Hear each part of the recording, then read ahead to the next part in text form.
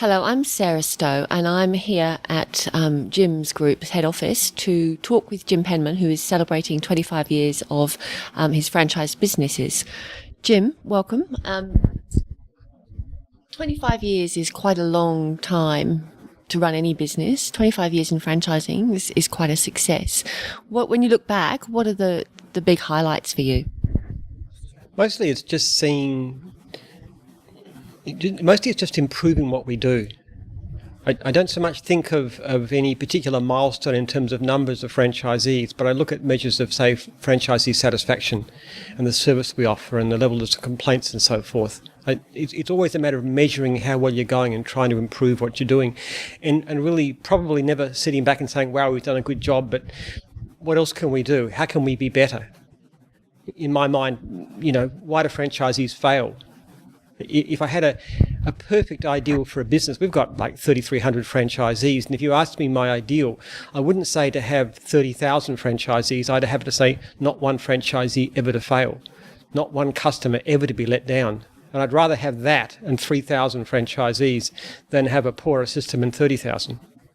So what is it that drives you? I mean, after 25 years and even longer, you started the business in 82, I think. So what actually drives you, gets you out of bed every day to continue? Basically the thrill of doing things better. I just love the adventure of it. It's incredibly exciting. I mean, 25 years, as you say, 1982, longer than that, but I feel in a way we're just getting started. I mean, this year we'll see more changes in Jim's group than there have been in the last 5 years. We've got a massive number of things going on. We've got a completely new franchisor's manual. We've got a new IT system being set up. We've got a new marketing department. We've got website management and so forth going to the fore. We've got social media going on. We've got a whole lot of new divisions starting. We've got a trade exchange we're just setting up in operation, which to help feed to our franchisees. We're looking at marketing directly to businesses to find work for our franchisees, looking for contracts and so forth. There's an enormous number of things just going on. To me, it's incredibly exciting. I know I'm supposed to be dead, statistically speaking, in 25 years, but I really feel I'm just at the beginning of a fascinating life. How do you manage to manage the different elements of the business? Because I know you've got a particular structure with divisional franchisors. I understand that there's been some significant changes this year.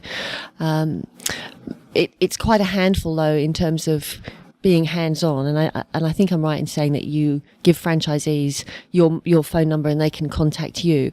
Is it difficult to kind of be a figurehead within a structure but maintain the structure?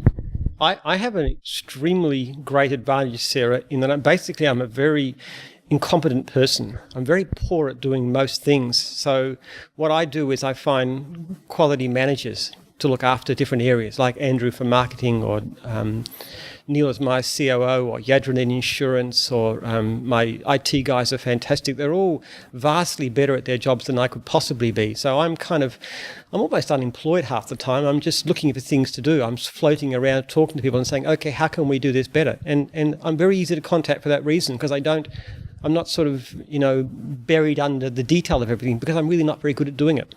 I'm kind of like the visionary, the person that's always spouting up with ideas and saying, let's do this, or what's going wrong here, or why didn't we do that? So in 25 years, obviously not everything's gone smoothly. I mean, you've had quite a bit of bad publicity over time. What do you think you've kind of learned in that process? The problem I have is that I'm very pushy.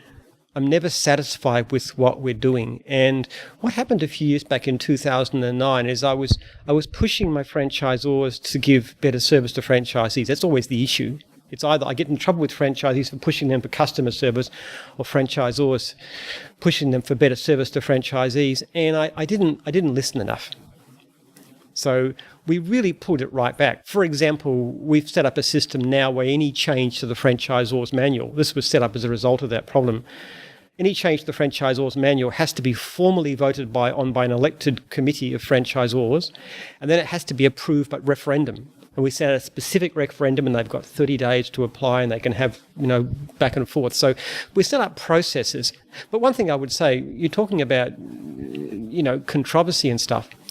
It's not uncommon to have for franchise systems to have 10% of their franchisees in some form of legal dispute with the franchisors. Well, we've got 3,300 plus franchisees. We've got nearly 300 franchisors. We don't have any legal disputes going on with any of them at any level that I know of. That's remarkable. So I think sometimes the press just likes to seize on something. You're saying the gloss is coming off, but in reality, there was never a serious problem. There was never a legal issue. There was never a legal fight about it. It was just simply an internal dispute where some franchisors felt we were pushing too fast, and we listened to them. I think I'm learning a lot. I'm becoming a bit wiser. Hopefully not too mature, but just a bit more learning a bit not to do things. You'll learn a few skills. So in terms of customers, what is it that they like about the Jim's brand? We return the calls fast, we turn up on time, and we do a good job for the most part. We don't do that as well as we should, but on the whole, that's why people use us. I think also there is a sense of security because people, especially women, are very cautious about letting somebody come into their yard or especially into their house. And having a uniform on makes it it gives people a sense of comfort. They know that somebody's been vetted, they've been checked, they've got a police check, which we take very seriously. They've been interviewed, trialled out, they've invested money. I mean, we've never had a case, touch wood, of anybody really going bad in gyms. And that's a very big thing. If you call a person a tradie from the local paper and stuff, how do you know who they are? And that's a big factor. We find that not only do we get a much larger share of our much bigger response to our ads, but our conversion rates are astonishingly high. We get something like about 75 to 80% of people actually who call up will actually book a job with us. Very, very high, which means most of our quotes aren't even competitive. This is especially the case when somebody rings back within 10 minutes, which is what we try and get them to do.